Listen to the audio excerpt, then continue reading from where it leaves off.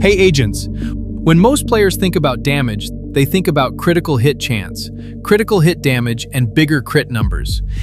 And in most situations, that's perfectly reasonable. After all, if your bullets hit harder, enemies die faster. But some missions and game modes have a way of exposing weaknesses that others let you ignore. The rude awakening often comes when enemies force you into longer engagement distances and wider combat spaces. Whether it's bomber drones in legendary Tidal Basin, tougher enemies in master missions, or mutators in Escalations, some encounters simply refuse to let you fight on your terms. Enemies hanging back across the map can inflict hurt and hell on you and your team. Incendiary attacks, suppressive fire, elevated positions, and long sightlines can make closing the distance risky, expensive, or sometimes impossible. When that happens, damage that actually reaches the enemy becomes more important than damage that only exists on a stats page. And that's where many DPS builds start running into a problem, because a 200% critical hit damage multiplier means absolutely nothing if the bullet never arrives. When shots miss, drift off target, or lose effectiveness at range, the damage you see on paper stops matching the damage you're doing in combat. In other words, if you can't hit, you can't crit. And because missed shots don't generate damage numbers, many players never realize how much damage they're actually losing.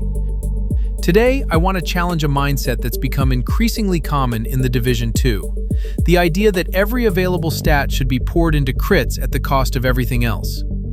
Because in Escalations, Master, and Legendaries, large combat spaces and long engagement distances can make accuracy, stability, and optimal range contribute more to your actual damage output than another few percentage points of critical hit damage. What works on paper doesn't always survive contact with combat, so rather than speculate, we're going to test it. We'll compare DPS, we'll compare time to kill, and we'll see whether chasing more crits actually produces better results when distance starts working against us. Let's find out together.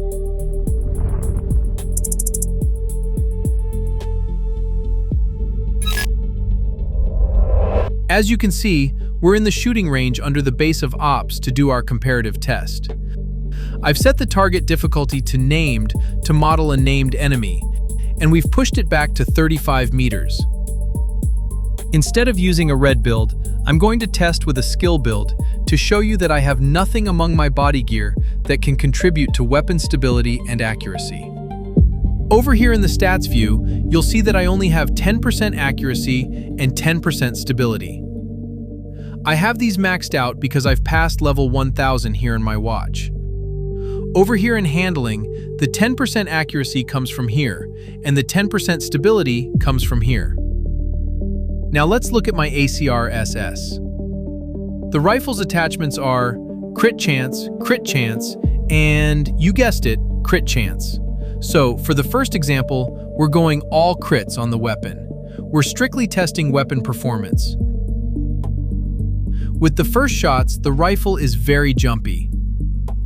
Although I'm pulling down on the right thumbstick of my console controller to manage the recoil, shots are missing and aren't contributing to the DPS number. If you're a returning player, know that as of Year 6, Season 2, many rifles are now automatic, which can contribute to more muzzle rise. There we go.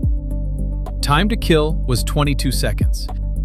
DPS was 814k. Of course, both these numbers will be much improved with a DPS build.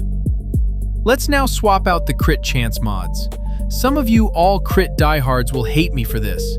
It's not that I can't aim, but those who told us to run all crits probably didn't know how much they were missing. I'm going to put stability here, then stability here, and for the optic, I can go with accuracy, which will tighten the spread of the bullets traveling longer distances. Or I can choose weapon handling, which will give less extra accuracy, but I'll get other things including reload speed and weapon swap speed. I'll stick with accuracy for now. Alrighty, and here we go. You'll notice I'm able to keep my muzzle on target. The weapon is more stable and accurate, and I'm getting a lot more of the blue armor damage numbers than before. I'm also scoring more critical hits because bullets are more reliably hitting the target. And boom! 15 seconds. DPS is, get this, 1.2 million. Again, both these numbers will be much improved with a DPS build, but those are a massive improvement from changing nothing but the weapon attachments. Now let's look at the comparison side by side. We'll call the all crit setup damage. We'll call the stability and accuracy setup control. And remember, both tests use the exact same non-red build. The only thing that changed was the weapon attachments. What stands out immediately is time to kill. The damage setup required 22 seconds. The control setup required only 15. That's nearly a 32% reduction in time to kill. The target died 7 seconds sooner. But that's not what surprised me most. Check these DPS numbers out. The all-crit setup produced 814,000 DPS. The control setup produced 1.226 million. That's an increase of just over 50%. Let that sink in. The build with added accuracy and stability produced significantly more damage per second. And there's another detail worth noticing. The damage setup required 2 reloads. The control setup required only 1. Less recoil, less spread, more hits, fewer wasted bullets. The result wasn't just better weapon control, it was faster kills and higher overall DPS. That's the revelation.